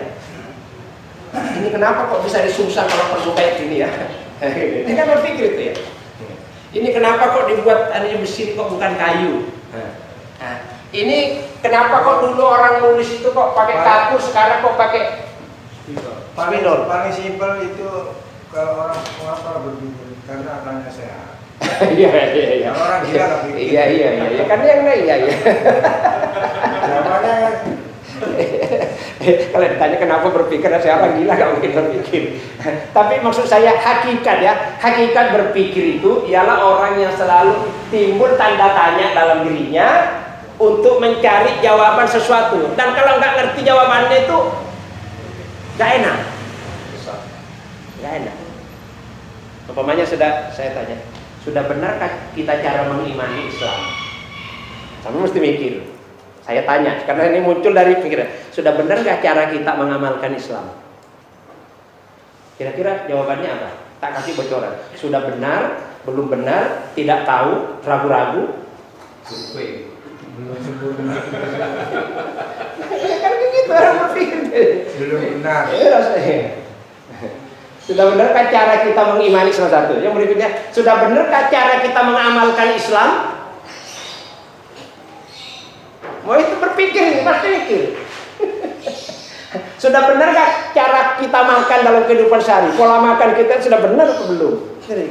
Kenapa kok ini kok geger sakit ini? Kenapa kok linu-linu semua ini? Kenapa kok sini ini? Pasti kan dia ya. Caranya sudah benar. Iya. Cuma prakteknya yang Kalau sudah begini, terus bagaimana cara mengatasinya? Kan begitu itu. Berpikir itu begitu. Pokoknya berpikir itu memunculkan pertanyaan dalam diri kita dan kita ingin tahu jawabannya. Kalau tidak tahu jawabannya itu ya. Nah ini yang dimaksud sini. Tahwilul, setelah kita ngerti, tahwilul ma'rifata ilal fikri. Sudah bertanya. Kalau orang sudah bertanya-tanya itu berarti sudah mikir. Oke. Berikutnya tahwilul fikrati ilal harakah. Setelah sudah berpikir, sudah ketemu, oh ternyata kalau kita cuma taklim halo-halo dari masjid ke sana, dakwah sini pengajian, itu kalau tidak tersusun itu nggak bisa. Nggak apa namanya ya? Apa kalau orang dagang itu koyo program. iya. Apa namanya ini? Ini apa ini? Jaringan. Ini adalah kira apa ini dakwanya pakai sendiri-sendiri apa pakai jaringan? Jaringan kita. Jaringan. Coba itu pintarnya itu. Kalau Abdul kan jaringan tahu dia kalau cuma dakwah saja halo-halo saya berhenti tadi nggak mau diatur. Rata-rata kan kemarin nggak mau diatur. Khalifah berpikir, gak bisa Islam kalau kayak gini, nanti saya kena ya kelihatan. Harus bikin, umumkan kembali. Kita teratur. Maka kita dakwah nggak kayak orang lain itu ya. Ya. Ini berarti itu al-fikrah berubah kepada hasil pemikiran tadi menuju kepada haroka. Apa haroka ini? Gerakan dakwah kita ini. Khilafah NU itu gerakan, Muhammadiyah gerakan, Khilafah gerakan, Hizbut Tahrir gerakan itu. Jadi kalau sudah namanya sudah pakai sistem jamaah, sudah berkelompok, itu namanya sudah gerakan. Sudah punya terstruktur. Nah ini tanzim. Kalau dakwah yang bagus itu sudah punya tanzim, sudah punya struktural, ini tanzim kita. Dakwah punya struktural ya. Tingkatan paling atas namanya khalifah. Pembantunya dikelilingi namanya wizara atau wazir. Kalau wazir diartikan bahasa Indonesia kadang-kadang ya ambian. Wizara ya Kalau ormas lain sama, Mas? Hah? Ormas lain sama. Apa? Ormas lain itu Muhammadiyah sama. Iya, cuman kan bedanya dengan kalau mau MU itu kan lokal, cuma di Indonesia. Tapi kalau khilafah ini kan mendunia. Ya, maksudnya caranya ini. Jaringan kita dapat dibantah. sampai masulun apa? Ngawur sampai taklimnya di sana enggak main, kita dipantau, ketahuan. Karena pakai jaringan. Coba perdagangan sekarang kayak namanya Alfamart, Indomart, itu punya orang. Itu ada di Malaysia di mana-mana itu, makanya menguasai. Kita ini kan pakai jaringan. Coba nanti suatu saat kita berdagang juga jaringan. Suatu saat nanti misalnya Pak Samsul apa sekarang dagang ikan. Semua warga khilafah jangan lagi beli di pasar, beli sama Pak Samsul semua. Ya. Nanti Pak Anwar berikan pabrik apa misalnya Pak Anwar? Pabrik paku, beli paku nggak usah kemana-mana ya. Ya gitu ya. Misalnya Pak Doa apa sekarang Pak Doa aja ya? Apa Pak Doa yang sering ketemu di sana Pak Doa? Cara? Antar jemput. Udah nanti kita antar jemput ini jangan cuma Pak Doa nanti berkembang pakai jaringan. Ada buka gitu Pak. Ini begitu sistem jamaah yang benar begitu. Tapi kita belum tapi semuanya tidak boleh. Maka kan promosi tadi itu penting. Tablik ini penting. Tablik ini termasuk promosi tablik. Sudah tanzim ya. Kalau sudah terbentuk harokat dakwah ini, seperti kita ini sudah tanzim, kita dakwahnya di khilafah, maka nggak bisa disamakan dengan lain. Sudah tanzim itu. Tujuan tanzim itu nanti langkahnya tahwilul harokat, merubah gerakan ya. Ilan natijah menuju kepada hasil. Dan natijah ini hasil. Arti sebetulnya natijah itu buah. Kalau kita menanam pohon itu terus diramu, dipayung gini-gini ya, ujung-ujungnya nanti sudah berbuah, kita tinggal apa Pak Anwar? Nanam mangga, pertamanya akan diramu, kecil-kecil. Itu kan itu seperti itu dakwah ya. Tujuannya kalau sudah serbuah an-natijah, tinggal panen. Jadi, kalau sudah tanzim sudah ada seperti kita tanzim sudah ada, merubah gerakan nanti menjadi apa namanya? Hasil. Di sini tujuannya menambah tasawuf, menambah pemikiran. Tujuannya itu menambah berpikir, kita tambah cerdas berpikirnya. Kemudian tadribul amal ini tambah terampil dalam beramal. Ini tadribul amal ini. Semakin terampil kita dalam beramal. Kemudian tahwilun natijah ini tujuannya tauhidus sukuk. Apa tauhid ini? Kesatuan. Tauhid artinya apa? Terwujudnya kesatuan as-sufuf. Sufuf ini sof. Barisan. Sof. Diartikan apa kira-kira ini? Jadi kalau kita sudah mengikuti pola-pola ini, maka akan lahir dari lapan ini sof yang rapi. Di khilafah ini sudah rapi apa belum? Sofnya kita ini. Strukturnya. Proses menuju rapi. Ya, tapi dibanding dengan yang lain sudah lebih banyak Pak jauhnya Pak. Maka sampai kalau sudah aktif di khilafah terus aktif di organisasi males sudah, bener. Karena kalau kayak saya Pak, kalau saya ikut itu apa ya kayak saya dari perguruan tinggi saya terus turun ke tingkatan SD terlalu rendah. Ya kalau kita cuma diajak sholat khusyuk, semua orang bisa datang, orang itu sudah gitu ya. Kalau begitu, kalau kita di khilafah ini sudah tingkat tinggi Pak, sudah masuk di sini kita. Nah sekarang yang kita tunggu ini bagaimana tahwilul harakah ini menjadi mendapatkan hasil. Dan insya Allah sudah menuju ke sana. Jadi nanti hasilnya itu dapat diukur kalau kesatuan langkahnya kita sudah sama seragam, sopnya, strukturnya sudah sama ya Pak Santoso ya, sudah sama. Terus tansikul amal, apa itu artinya Pak Amin? Tansikul amal.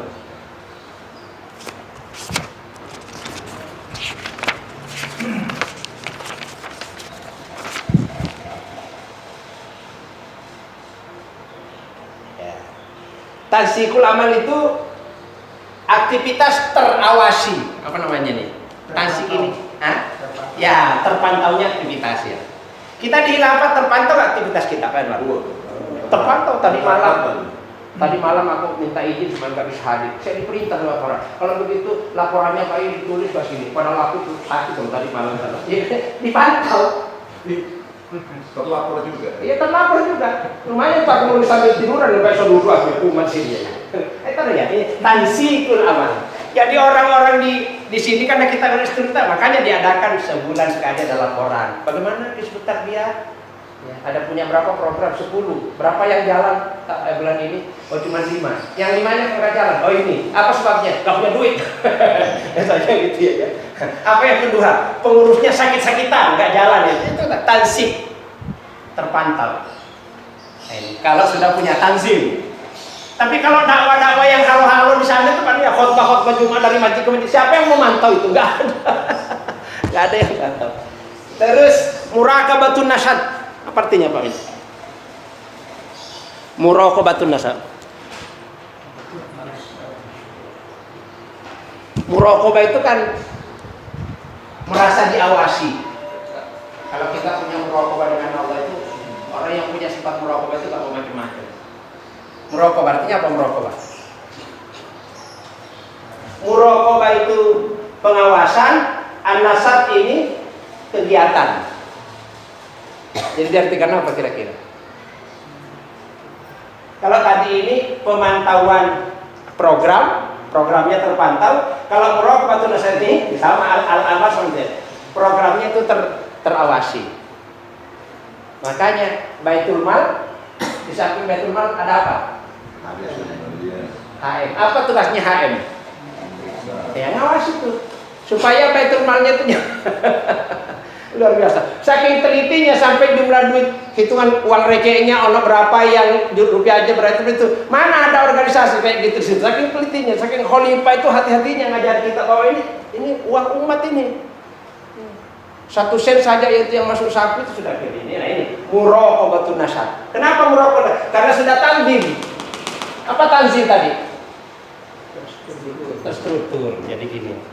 Struktur itu kan pasti ada ini Mas'ulul Ummah, Umul Qura, wilayah, daulah, khilafah. Itu struktur namanya itu. Terorganisir, terstruktur, tertata. Nah itu namanya. Itu namanya tanzim. Terus yang terakhir, ya, ini masih bagian dari yang at-tanfiz. Kalau tadi tabligh artinya apa tadi? Menginformasikan. Ini mengajarkan. Kalau ini pembentukan, ya, pembentukan kepribadian ini sudah. Kalau tanzim ini sudah terstruktur. Kalau at-tanfiz ini sudah teraplikasikan. Apa istilahnya? Tanfiz ya itu kalau Muhammad di pengurus tanfiz. Pelaksana. Ya, terlaksana. Pelaksanaan. Jadi tanzim ini tujuannya apa tanfiz ini? Apa namanya? Langkahnya tahwilun natijah, merubah hasil ilal ghayati menjadi tujuan. Jadi kita sudah berhasil. Kalau kita sudah berhasil kan kita ada tujuan yang kita inginkan, tujuan jangka jauh ini. Apa itu? Hiya mardatillah, ingin kita diridhoi oleh Allah. Makanya kita masuk di khilafah ini sudah sekian lamanya, sudah berapa ini, mudah-mudahan jangan ada niat-niat sesuatu di sini. Ya. Jangan saya masuk di khilafah supaya saya dapat teman, supaya nanti dapat cewek cantik misalnya umpamanya, supaya saya ketok keren untuk pekerjaan, supaya saya dapat ilmu, supaya jangan gitu. Tujuannya kita mardhatillah. Kalau tujuannya sudah mardhatillah semuanya beres, sudah Allah yang bereskan itu. Tadinya bodoh jadi pintar, tadinya melarat bisa jadi. Iya kalau sudah Allah, karena kita ini kan apa kata Allah? Intansurullah yansurkum wa yutsabbit. Kalau kamu menolong agama Allah, menolong kita agamanya Allah, kita sebarkan, kita bela, kita kita sebarkan itu, pasti kata Allah menolong kami. Kalau sudah Allah menolong kita, keluarga kita jadi enak, usaha kita jadi ini, sehat, hidup ini kita. Ujung-ujungnya nanti mardhatillah. Lalu yang terakhir, tujuannya ini semua nanti at-tahridu 'alal amal. Apa Pak Min artinya at-tahrid?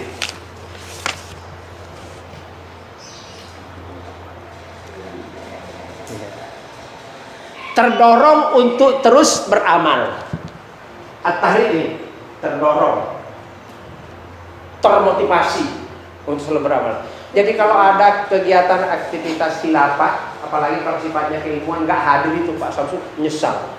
Tuh kemarin ada Adi Salam terus Pak Lutfi bagus, materinya bagus sekali nih. Jadi Pak Samsul itu apa kok apa? Sudah ini. Jadi kalau ada kegiatan di khilafah itu diikuti itu dia merasa menyesal. Rugi, amalnya hilang, ilmunya hilang, itu berarti ini sudah dorongan kekuatan yang muncul dari diri itu sudah betul-betul sudah terwujud.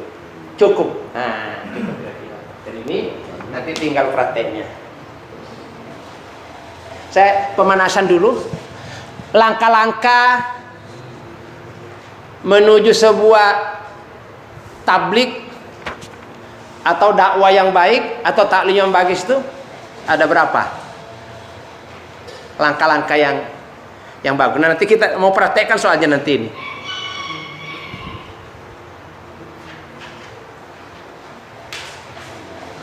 Fokus saja, nggak usah urusan dai-nya ya, tinggalkan dai-nya, nggak ke dai-nya kita. Dai-nya dan mad'unya nggak usah itu. Sekarang kita ini difokuskan kepada penguasaan materi, ya ini dia.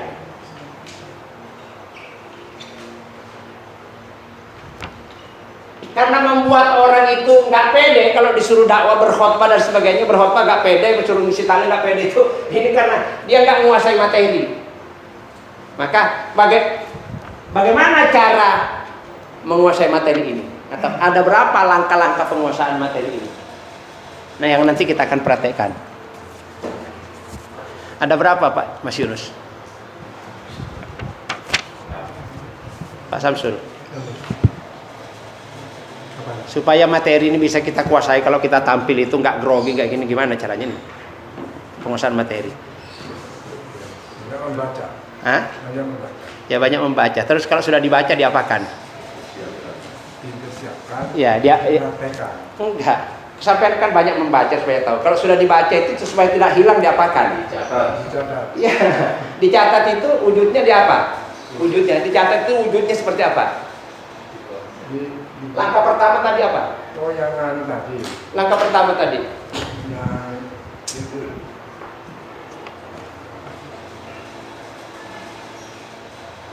Langkah pertamanya. Apa ini? Ya dicatat. Ya, dicatat. Latar belakang. Ya latar belakang pembahasan. Dicatat. Ya kalau itu namanya persiapan materi. Kalau tidak nanti kacau. Oh kadang-kadang dipersiapkan aja saya kacau, apalagi tidak.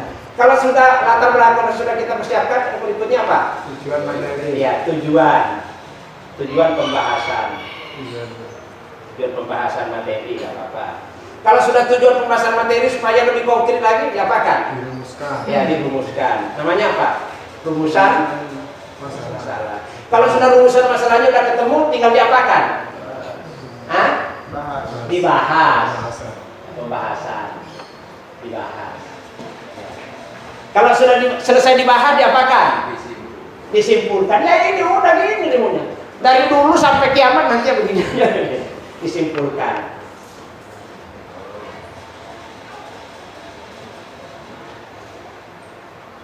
Ya ini semua ini Pak ini semua jadi kalau jadi gini. Dari mana ini semua kita bisa membuat seperti ini? Dari pertama banyak baca, banyak mendengar, banyak menulis, banyak memperhatikan, banyak bertanya. Dan nanti ilmu ini nanti kita akan praktekkan. Jam berapa prakteknya? Sekarang pas habis duhur ya? Habis duhur. Masih ada waktu. Sampai di sini barangkali kalau ada yang kurang kita berdialog aja sesaat. Atau kalau ada yang lebih bisa dikurangi, kalau yang kurang bisa ditambah. Ini Pak Min. Ini langkah-langkah persiapan materi nih, yang judulnya bagus nih ya. Fungsi ini Pak Anwar. Langkah-langkah persiapan materi. Ini. Langkah-langkah penyusunan materi.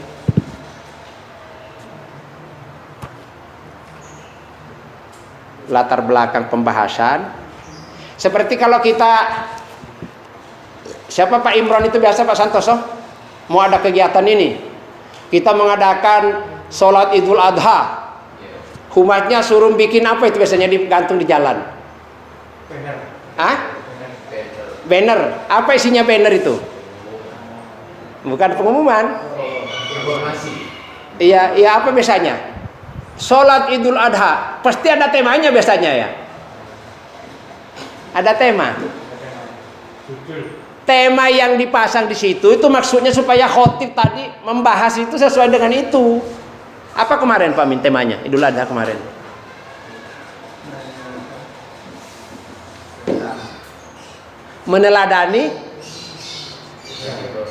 Meneladani Nabiullah Ibrahim dan alaihissalam. Apanya itu lagi banyak hal itu. Maka kemarin Pak siapa itu. Jadi orang kalau disuruh ngisi taklim, disuruh ngisi khutbah, disuruh ngisi seminar, disuruh nulis apa saja itu, dilihat dari tema itu mereka sudah punya pikiran. Oh temanya ini, berarti saya harus ini. Maka kita berpikir itu tujuannya untuk merumuskan masalah. Oh berarti masalah yang perlu sampaikan nanti satu ini, dua ini. Tapi dalam pembahasan ini nanti di sini sangat terkait dengan waktu. Sangat terkait dengan waktu. Apalagi kalau materi itu biasanya seperti dulu ya Pak Min, kita takdim dulu itu, tahzib itu dulu kan satu hari itu biasanya sampai berapa materi itu? Pak Anwar, biasanya Pak Anwar ini satu hari, dimulai jam 8 ada Al-Furqan, ada jamaah imam, itu padat sekali itu pada waktu ini. Nah ini yang sebabnya kita nggak pernah tuntas itu, karena materinya sebetulnya itu jamaah imam butuh dibahas agak panjang, iman hijrah itu terus kita dikasih waktu misalnya cuma 1 jam. Iya akhirnya ya mentah. Maka kalau bisa nih Pak Min mungkin ini bisa dipertahankan ini. Jadi nanti ada awal tapi nanti dilanjutkan lebih bagus. Lebih misalnya Pak Samsul bicara ini tapi tuntas gitu loh persoalannya. Jadi lebih daripada nanti ya. Tapi memang biasanya namanya pelatihan yang begitu sebenarnya. Ya sebenarnya yang bagus itu dikembangkan sendiri. Baik. Ini barangkali yang bisa kami sampaikan. Jadi nanti kalau disuruh praktek ini yang disuruh praktek ini coba nanti judulnya ditentukan apa milih sendiri Pak Min? Bisa dipilihkan.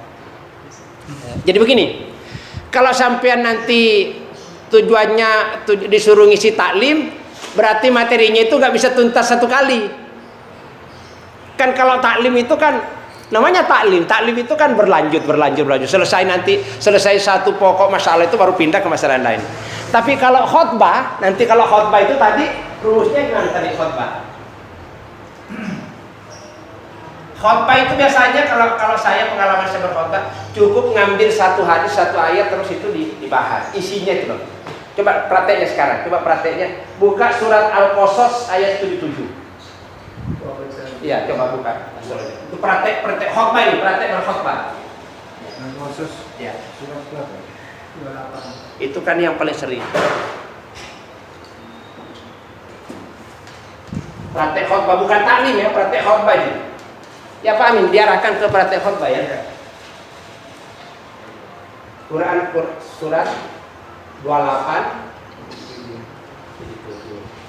Atau bisa juga Quran surat 59 ayat 18.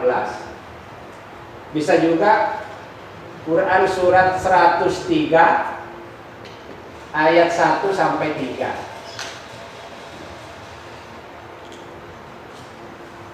Kita tak jadikan contoh. Khotbah ini. Khotbah. Coba ayat surat Al-Qasas 77 dulu. Coba dibuka, dibaca. Nanti saya tak ajarkan caranya menyampaikan.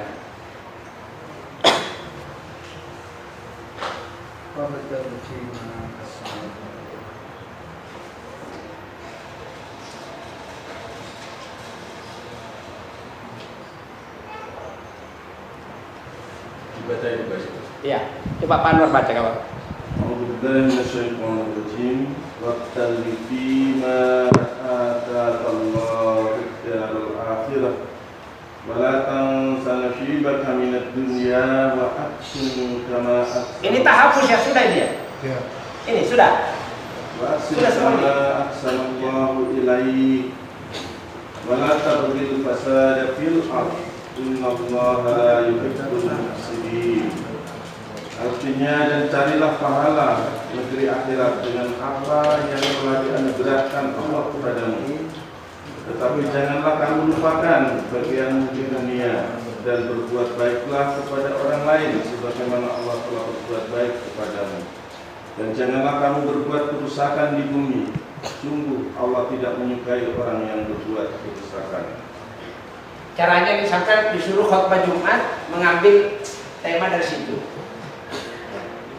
Jadi kalau pakai khutbah Jumat nggak usah dikasih tema, yang sebenarnya simpel ini karena waktunya terbatas. Langsung kita ngomong. Jadi setelah rukun khutbah itu, innal hamdalillah nahmaduhu wa nasta'inuhu wa nastaghfiruh wa na'udzu billahi min syururi anfusina wa sayyiati a'malina may yahdihillahu fala mudilla lahu wa may yudlil jadi gitu. Asyhadu an la ilaha illallah wa asyhadu anna muhammadar Allahumma shalli ala Muhammad amma ba'du fa ya ayyuhan nas ittaqullah itu ya. Nanti selawat itu sudah rukun khutbah itu yang 5 itu, itu. Terus nanti biasanya setelah ayat-ayat wasiat takwa itu wa'tasimu bihablillah wa disampaikan itu, nanti baca ayatnya. Misalnya ini dibaca ayat ini. Qala Allah Ta'ala fil Qur'anil Karim. Terus wa bataghi fima ataqallahu darul akhirah wa la tansa nasibaka minad dunya. Ya, biasanya kalau dikasih alhamdulillah, bersyukur kita kepada Allah bahwa sampai pada hari Jumat siang hari ini Allah masih memberikan karunia berupa nikmat kesehatan, memberikan nikmat kekuatan jasmani dan rohani. Mudah-mudahan kita dijadikan oleh Allah menjadi hamba-hambanya yang pandai bersyukur atas segala nikmat dan karunia. Amin ya rabbal alamin. Selesai. Satu. Yang kedua, baru kita ngomong hadirin jamaah salat Jumat. Firman Allah yang saya baca di awal muqaddimah tadi, pada waktu itu terdapat di dalam Al-Qur'an surat Al-Qasas 77. Wabtaghi fima ataqallahu baca dan artinya, yang artinya tadi yang dibaca panduannya. Nanti kita langsung jelaskan dari ayat tersebut, ya, dari ayat tersebut terdapat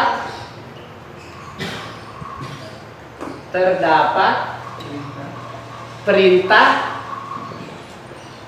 Kan isinya khutbah itu kan cuma terdapat perintah dan larangan. Biasanya Quran itu kan setiap ayat itu kadang-kadang berisi perintah, berisi larangan, berisi informasi atau pemberitahuan. Nah, coba sini. Jadi Quran surat 28 ayat 77. Ini nanti dijelaskan. Coba cermati. Ada berapa perintah di situ? Perintah, ada berapa perintah, ada beberapa larangan? Ada 3 perintah, 1 larangan. Dicermati dengan baik ya. Berapa perintahnya, berapa larangannya?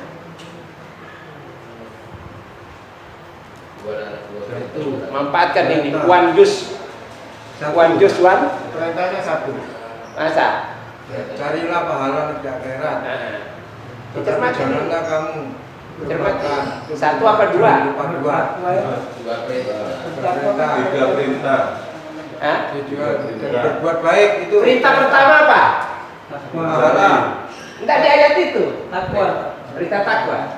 Wa batagi fima atakallahu darul akhirah. Oh iya iya. Iya, enggak ada bahasa berita takwa. Mencari akhirat. Perintah mencari Kebahagiaan akhirat. perintah mencari Pahala. mencari kebahagiaan akhirat gitu ya, kebahagiaan akhirat. Kebahagiaan akhirat. Jadi orientasinya akhirat. Ya.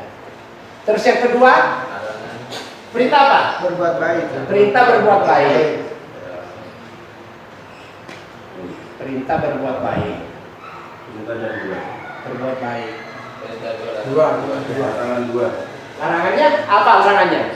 Tidak. Larangannya dilarang apa? Jangan melupakan urusan dunia. Hah? Tidak boleh. Iya. Dilarang melupakan, Urusan dunia. dilarang melupakan Bagian dunia. bagian dunia. Ya urusan dunia nggak apa-apa lah ya, urusan dunia atau kebahagiaan dunia, urusan dunia. Ya.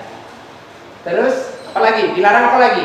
Berbuat kerusakan. Dilarang berbuat kerusakan. Ya. Jadi dua perintah dan larangan. Ada apa lagi selanjutnya? Informasi. Ada informasi. Apa informasinya? Allah tidak menyukai. Ya. Itu informasi tapi isinya larangan juga itu. Misalkan tadi. Allah tidak menyukai orang-orang yang betul rasulnya. Maksudnya kalau sampai berbuat kerusakan ya kena murkanya sama dengan larangan juga. Larangan tapi tidak secara langsung kalimatnya. Atau bisa begini, ancaman. Ya, satu ancaman ya. Ancaman Allah.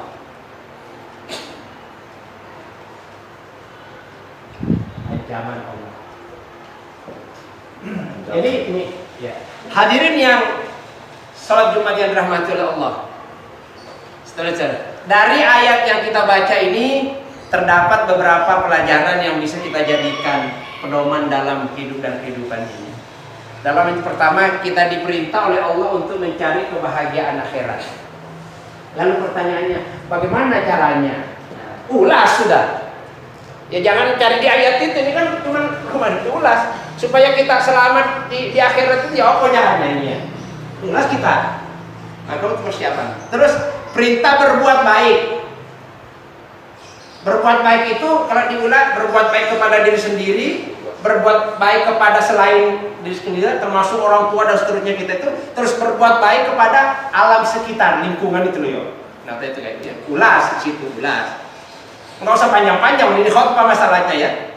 Terus pelajaran yang kedua yang bisa kita ambil di sini, ini di sini terdapat Allah melarang kita melupakan urusan dunia. Gimana caranya? Nah, diulas. Ya. Terus apa ini? Dilarang berkerusakan caranya. Terus diperintah dilarang melupakan Berbuat kerusakan. ya, dilarang berbuat kerusakan di muka bumi. Nah, sebabkan contoh-contoh kerusakan ada yang terjadinya kerusakan di langit dan di bumi itu karena ulah manusia. Kalau sudah terjadi kerusakan, nanti satu yang berbuat kita kena semua. Ulas di situ. Terus yang ancam, oh ini sudah setengah jam ini kan kalau kita ulas. Di khotbah begitu lah. Jadi Khotbah yang bagus itu berapa menit? 10 atau 15 menit lah. panjang sekali. Iya. Kalau 15 menit. Apalagi kalau di kantor-kantor itu orang kerja kan jangan. Marah kalau terlalu lama. Kalau di kantor, kalau di kampung Lama ngantuk juga. iya, kan tidak. Makanya dibuat materinya sedemikian rupa menarik kita itu agak aktif gitu. Dan usahakan suara agak lantang. Tapi kan pakai ini biasanya. Ini sudah gini. Terus di sini. Coba lagi ke sini lagi, coba lagi. Cermati lagi ayat ini.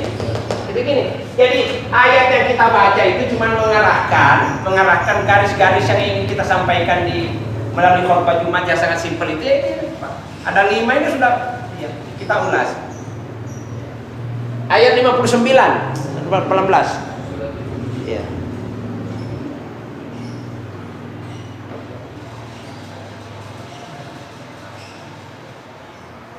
Tidak mau masuk.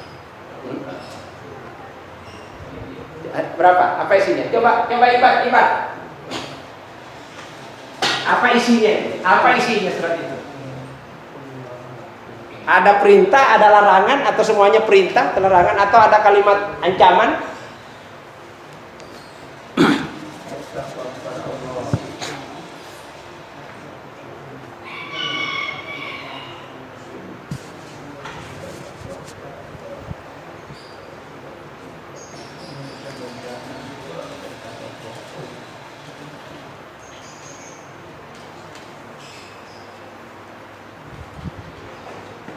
Coba tulis ya ayyuhalladzina amanu ya.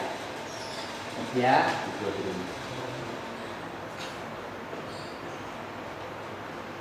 Ya ayyuhalladzina amanu. Terus apa sambungannya? Ittaqullah ya. Iya.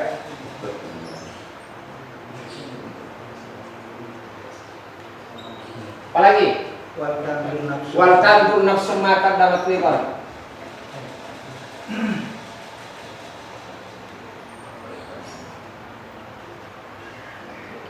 Summa qaddamat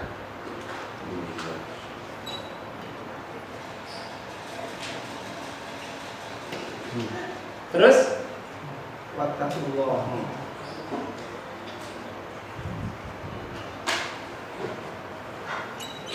terus Innallaha khabirun bima ta'malun.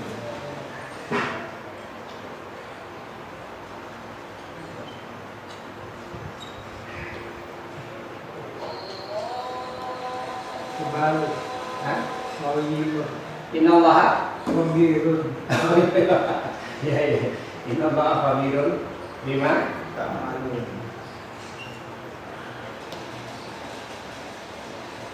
ya itu bisa diharapkan. Ini kan satu ayat. Ini teorinya. Lihat, Pak. Ini kan satu ayat ya. Kenapa saya putus-putus saya susun ke bawah ini? Ini umpamanya kalau mau diberi nomor itu kan bukan nomor ayat, kita nomor sendiri.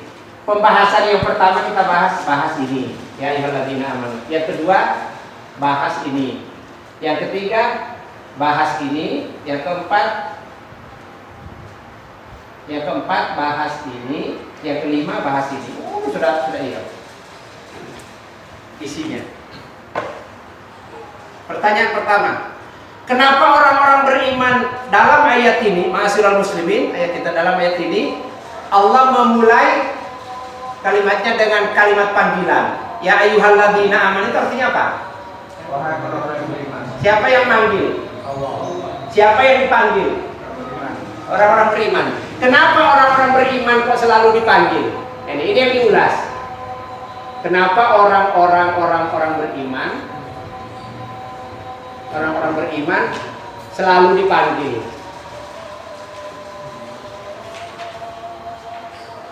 Selalu dipanggil. Satu, ya. Sampai 89 kali tuh, ya. 89 kali ayyuhalladzina amanu. Ya. Setelah dipanggil, diperintah bertakwa.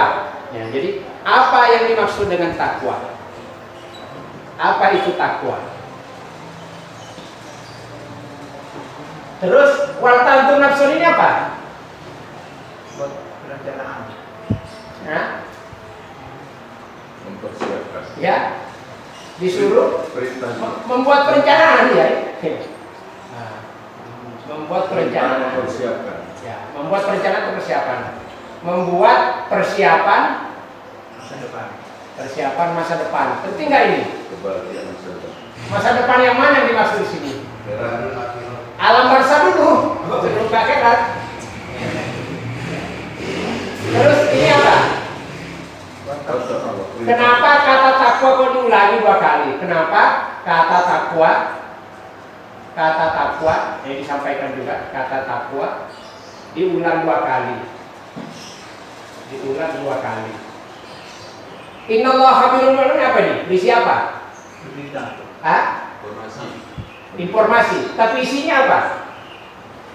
Penjelasan. Kalau Akan Anda hati-hati. mengenal. Apa ini isinya? Ini informasi tapi ini isinya apa? Ancaman juga.